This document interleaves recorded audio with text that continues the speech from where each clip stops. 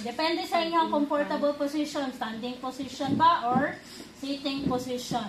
Pag infant, unahon si back slap.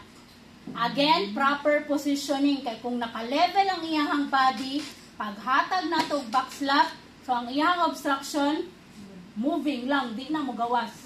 Law of gravity, dapat lower ang head part kaysa sa body part. No? Para pag slap, gawas. No?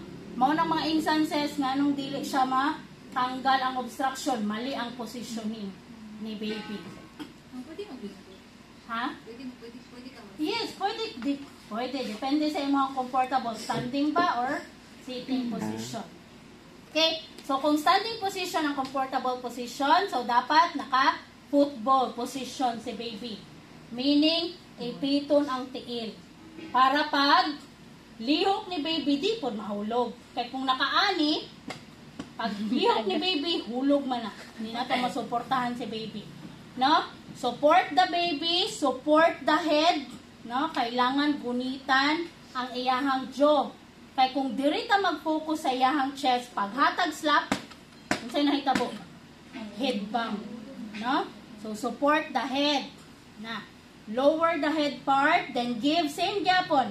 In between shoulder blade, heel part of your hand, give 5 back slap.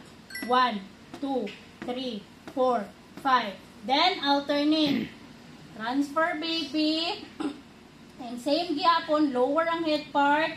Then paghatag og chest thrust, same. In between nipple line, 2 fingers. 1, 2, 3, 4, 5. Alternate. 1, 2, 3, 4, 5. 1, 2, 3, 4, 5. Okay? Una na ang management pag baby. Kung sitting position, same gyapon. So, dili na siya i-football. So, dili na siya sa lap, i-support. Okay? Support lap, same gyapon, lower ang head part, then give 5 back slap. 1, 2, 3, 4, 5. Then, alternate. Chest thrust. 1, 2, 3, 4, 5. Continue process. Hantod sa ma-dislodge or ma-remove ang obstruction. Okay? Of course, recovery position na prone position jud gyapon mo man ato ang recovery position. Any emergency na mahitabo. Prone position, side lying position. Okay? So pag baby again, back slap, then chest thrust. Pag adult, abdominal thrust, then back slap.